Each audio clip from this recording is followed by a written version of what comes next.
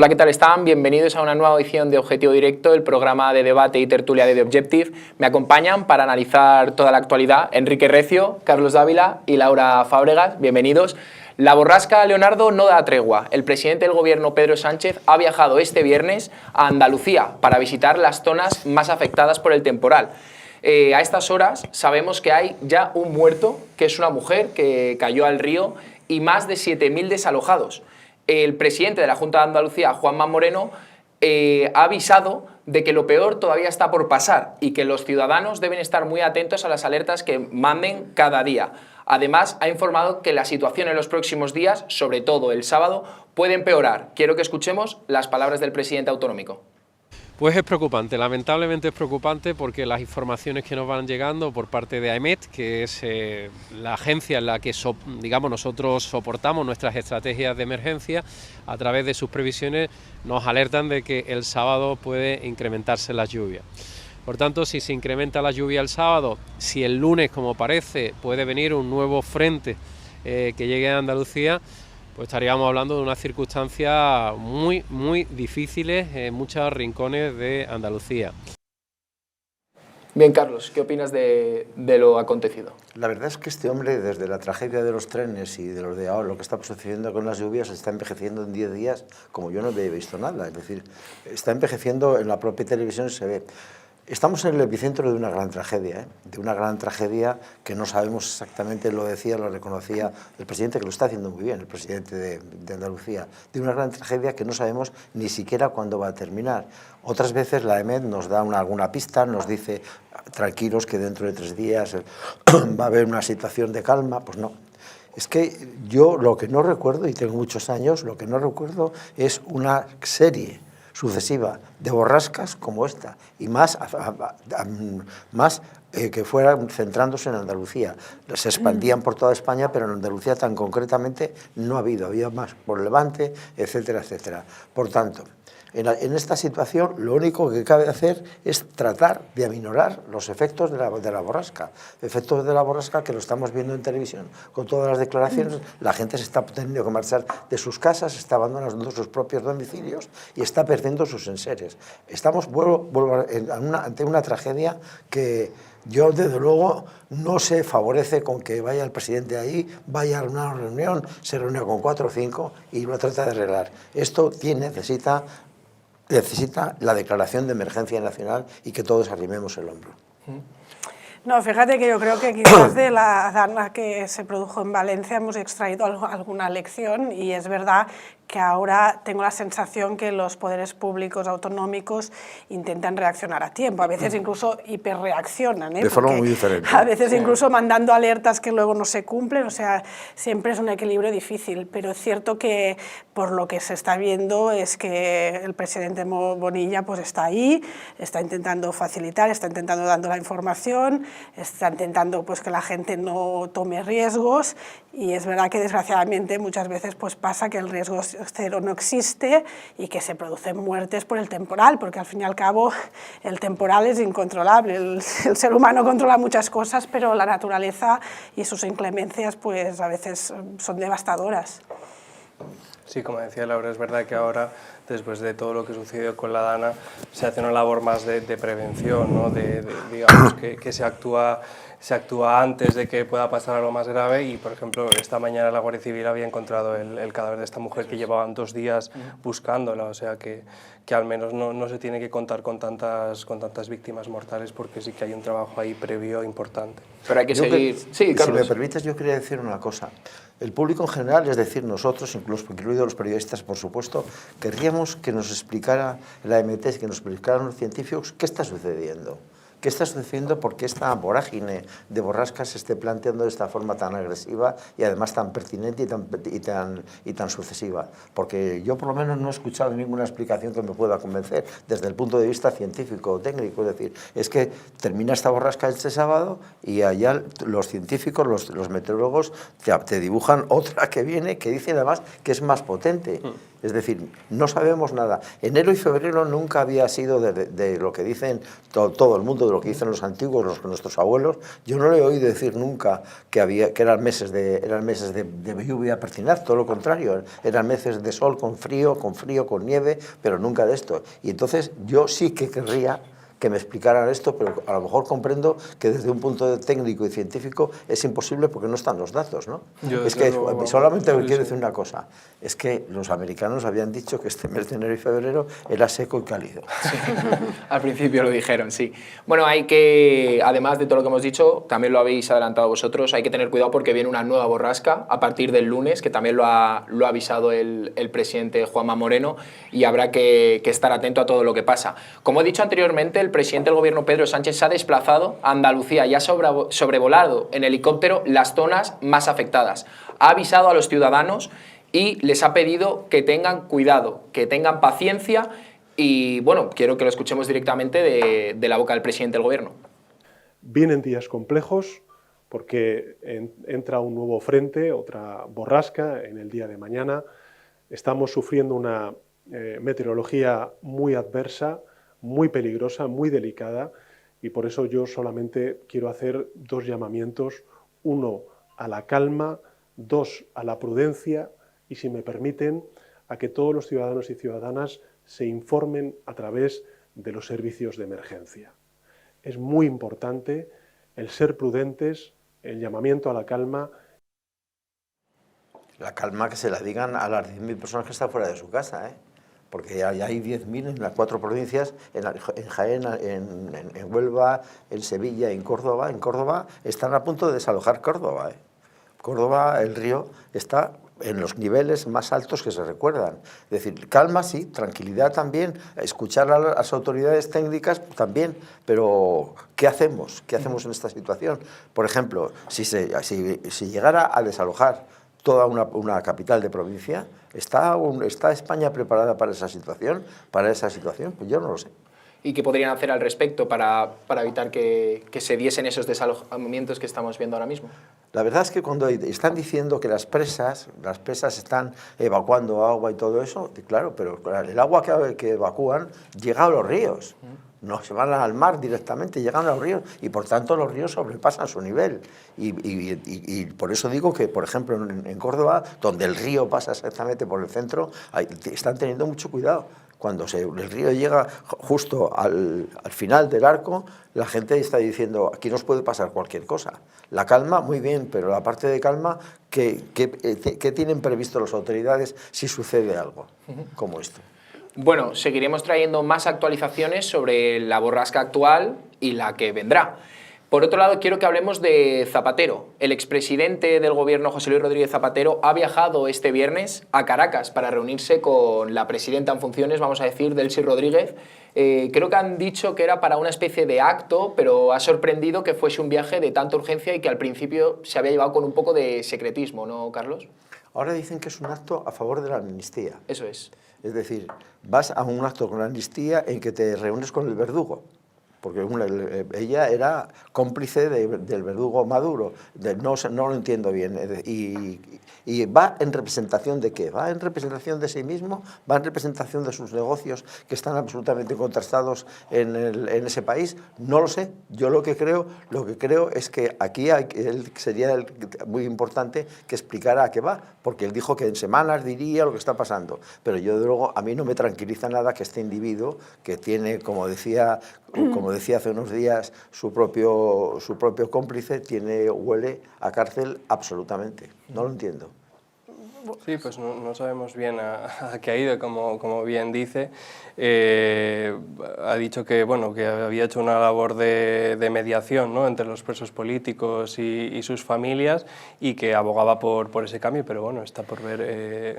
Sí, bueno, esta noticia la ha sacado la compañera Kitty Garat, creo que también es justo reconocerlo, porque luego la han dado a todos los demás, pero ha sido una exclusiva de The Objective. Y a ver, yo creo que Delcy Rodríguez tiene muchas relaciones desde hace muchos años con el expresidente socialista, y que creo que de algún modo... juntos, ¿tú crees? Tiene toda la pinta, ¿no? Y con parte de la familia y de primos, etc. Entonces yo creo que también hay una voluntad de Delcy Rodríguez, como ahora máxima mandataria de facto de Venezuela, de elevarlo como un posible mediador, no sé qué palabra usar, de esta transición, ¿no? que está supervisada por Estados Unidos. Lo que pasa que evidentemente Zapatero hace más de 10 años que está haciendo labores en Venezuela y en toda esta década nunca ha servido para que hubiera menos presos políticos, nunca ha servido para que la oposición lo considere un actor válido. De hecho, al principio sí, pero luego se dieron cuenta que no. Y lo que estamos viendo en las últimas informaciones es que todos los presos que están liberando, ninguno habla bien de Zapatero, incluso hablan de reuniones o de amenazas o presuntas amenazas para que no contaran pues, las torturas que estaban viviendo. Por lo tanto, aún oscurece más el papel de Zapatero, ¿no? Y otra cosa que a mí me gustaría destacar, porque creo que se ha hablado poco en España, es que, por ejemplo, cuando en Italia volvieron los presos políticos que fueron liberados, Meloni los recibió. Aquí en España no hemos visto al gobierno, a Sánchez, recibir a gente que ha sido liberada después de pasar muchos años en las cárceles o en el helicoide, donde sea, y que ha estado en una situación donde se han vulnerado sistemáticamente sus derechos civiles, personales, humanos, como lo queramos decir. Y luego un tema muy importante, es decir, todos sabemos que Zapatero en Estados Unidos no tiene amigos.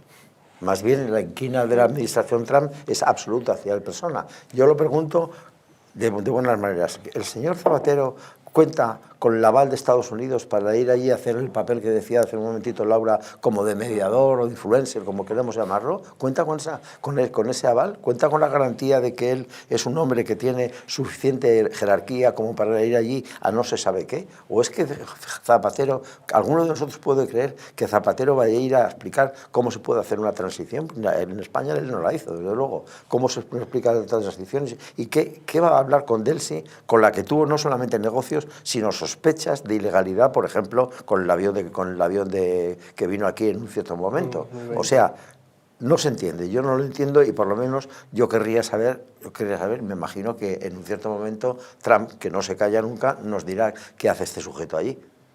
Bueno, a lo mejor ni le conoce, ¿no? No Yo buscan el mapa. Yo en esta situación, fíjate que soy un poco más pesimista y creo que Trump no le interesa. O sea, el tema español y Zapatero lo ve casi como muy residual y muy secundario y temo que no pongan el foco ahí, ¿no? Quizás más adelante, Marco Rubio, no lo sé, pero me parece que Trump lo que comentan es que ni siquiera... Lo tiene muy claro, ¿eh? Pero Trump, mira, ni se molesta nunca contestar a Sánchez. Cuando Sánchez dice algo para enfadar a Trump, es que ni se molesta porque considera que no está a su nivel. Por eso yo decía que ahí con la administración Trump no tiene amigos, en esa administración no tiene ningún amigo. Pero también quizás, bueno, pasan un poco de él, ¿no? Más que, bueno, es lo suficientemente relevante como para que lo consideren un problema. Sí, sí.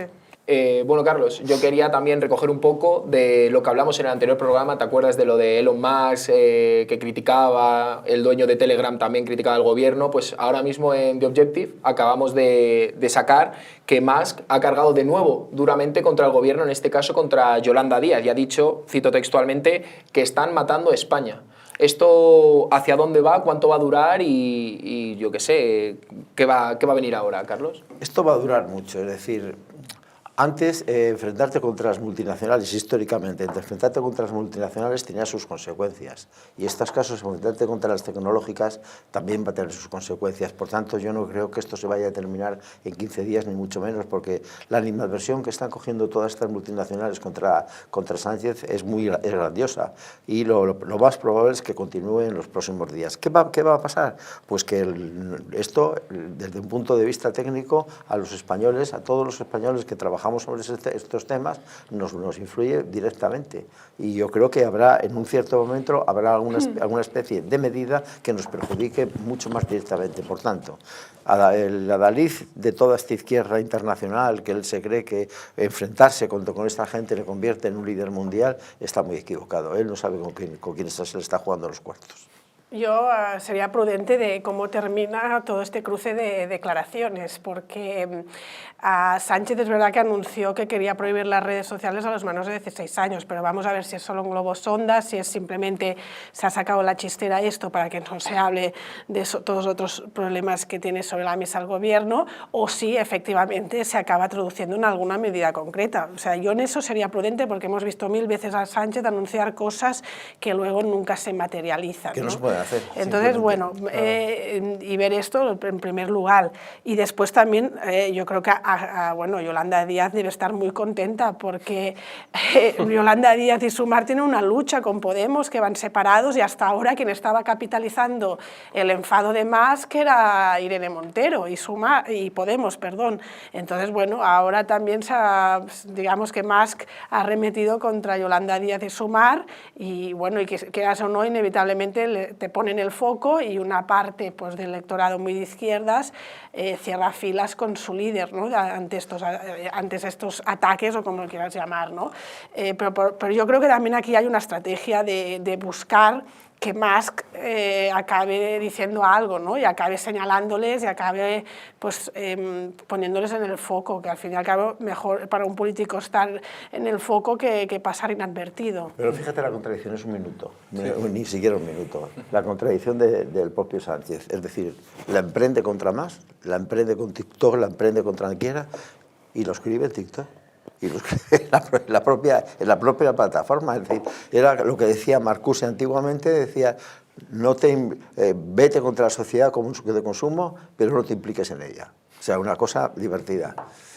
Bueno, yo quiero que pasemos ahora mismo al siguiente tema, que es Aragón. Estamos a tan solo 2 días de las elecciones autonómicas de Aragón y creo que es buen momento para posicionarnos y comentar un poquito hacia dónde van y cuáles van a ser los resultados. Aprovecho también este momento para decir a nuestros espectadores que el mismo domingo haremos un programa especial post-elecciones para analizar los resultados, las declaraciones de los responsables políticos y para comentar un poco todo lo que ha sucedido, si formarán gobierno, si no, qué es lo que necesitan, y lo traeremos aquí, en Objetivo Directo. Así que bueno, yo quiero que escuchemos un poco a Santiago Abascal, que ha cargado contra el Partido Popular, ya que ahora mismo Vox y el PP están como en una especie de guerra sucia, creo que así lo ha denominado el presidente de Vox, y quiero que escuchemos las palabras. Bueno, en realidad me resultan hasta graciosos y simpáticos, ¿no? El hecho de que publiquen unos audios de hace un par de años, pues me parece llamativo, me parece que demuestra la guerra sucia de Génova 13, pero yo creo que esa publicación de esos audios está muy bien, porque demuestra una cosa, demuestra el nerviosismo brutal del Partido Popular. Ya que te tengo aquí, Enrique, quiero preguntarte a ti directamente, ¿cómo ves? Tú eres aragonés, ¿no? Soy aragonés de Calatayud, sí. Aprovechamos. Sí, bueno, veía a Abascal, pero bueno, dicen que esas filtraciones vienen de Fuego Amigo, ¿no? Que no vienen de Génova 13. O sea, yo no estoy tampoco muy puesto en partidos políticos. Estás perfectamente informado. Pero a mí lo que me preocupa es más Aragón, ¿no? No sé, he escuchado estos días a los candidatos y tal y veo que pocos hablan realmente de los problemas de verdad que tiene Aragón y uno de los grandes problemas es la despoblación. O sea, la comunidad autónoma se está vaciando y Zaragoza es la 4ª ciudad más grande de España, pero el resto del territorio, o sea, la gente se está yendo, no solo a Zaragoza o Huesca y Teruel también pierden población, las ciudades más pequeñas pierden población, no hay trabajo. Entonces, creo que ese es un problema que no sé, se está centrando como mucho en otros problemas y no se está hablando de otros que también son muy importantes. Y bueno, sí que veo que la inmigración va a tener un papel que en otras ocasiones no ha tenido en las elecciones. Creo que yo, por la gente que tengo próxima y tal, que me dice, no, mucha gente va a votar a Vox, pues sobre todo por el problema de inmigración, que también, no sé, yo aquí lo hablo con muchos amigos, que creo que vivimos como en una especie de burbuja en el que no somos conscientes tal vez de ese problema, sobre todo en la Franja, en la parte de Huesca, que pues eso, que la inmigración, ese contraste, le está costando mucho a la gente aceptarlo. Yo contaba, por comentarlo, ¿no? que el verano pasado se habían triplicado, cuatriplicado los robos en Caspe, que está muy próximo a Lérida. Y claro, la gente tenía mucho miedo, no había tampoco policías locales. Yo creo que sí que va a tener un papel importante que no ha tenido en otros comicios la inmigración. Yo, al hilo de lo que dice Enrique, creo que será muy interesante en estos comicios ver si se constata una tendencia domoscópica, como es el hecho novedoso que Vox pueda también sacar votos al Partido Socialista, porque hasta ahora se suponía que Vox y el PP eran vasos comunicantes, cuando subía uno bajaba el otro, ¿no? y que por eso el Feijóo o el Partido Popular no lograba nunca pues, llegar a la mayoría absoluta. Pero desde hace poco se está dando un fenómeno que es la lepenización, si quieres, de Vox, que pasa también por robar votos a otras clases sociales, a otras franjas o bolsas de electores, y que el PSOE podría empezar a sufrir esto, ¿no? Entonces también sería interesante ver esto, hasta qué punto Vox es capaz también de atraer a antiguos votantes socialistas. Lo que tú dices es exactamente así, la lepenización es muy evidente, es decir, la copia de lo que está pasando en Francia. Cuando la gente abandona el Partido Socialista en Francia, no se está yendo al Partido Comunista, no se está yendo a su izquierda, ni desde luego no se va al centro, van directamente a la ultraderecha, porque es la que le proponen medidas anti-inmigración absolutamente radicales, que es las que está diciendo. Yo, cuando habla de inmigración el señor Abascal, lo primero que le pediría es una concreción. Dígame usted qué quiere hacer, porque la única vez que lo dijo fue metió la pata de una forma verdaderamente clamorosa cuando dijo de aquello del barco. ¿Os acordáis? Que parecía que había que tirar un barco por la borda a no sé cuántos inmigrantes. Era terrible, pero la inmigración como palanca dialéctica viene muy bien, pero a partir de eso, ¿qué va a hacer usted con la inmigración? Es decir, lo que está claro es que en estas elecciones, tú lo sabrás igual que yo, en estas elecciones está claro para mí una cosa evidente. Vox se está consagrando como el enemigo número uno del Partido Popular, no del Partido Socialista. Todo lo que le pase a este país de ahora en adelante hay que medirlo en ese escenario. El partido de Abascal lo que quiere es desalojar por las bravas al Partido Popular. El Partido Popular no se va a dejar, pero entonces no está para nada fijándose en cuál es su enemigo político, que no es otro que el Partido Socialista. Sí, pero aprovechando lo que decía Laura anteriormente, estábamos viendo ahí la última encuesta que teníamos, parece que el Vox ahora mismo lo que está quitando más votos es al Partido Socialista, porque en comparación con las de 2023 el Partido Popular crece, Vox crece, pero el único que baja es el PSOE. O sea, la gente del PSOE está pasando a votar a Vox, ¿no? Esa es una buena encuesta, es una encuesta que me refrendan a mí en círculos gubernativos, por decirlo de alguna forma, pero es que yo las encuestas, este tipo de encuestas, cuando se miden al final por milímetros en el escaño 1, 2 o 3 votos, ahora se está diciendo que el Partido Popular tiene 2 escaños bailando, uno en Huesca y otro en Teruel, y entonces son escaños que te dejan o en 28, que es la repetición, o te dejan en 30, en el que ya respiras como ganador. Por tanto, es muy importante, vamos a tener una noche, yo creo que la noche electoral va a ser corta, porque como todas estas, pero los últimos escaños van a manifestar o van a significar lo que puede ser la victoria de unos u otros. Bueno, y hasta aquí esta edición de Objetivo Directo. Muchas gracias, Enrique, gracias, Carlos, y gracias, Laura, por analizar todos los temas que traíamos en la mesa. Y muchas gracias a nuestros espectadores por vernos un día más. Nos vemos en el siguiente programa.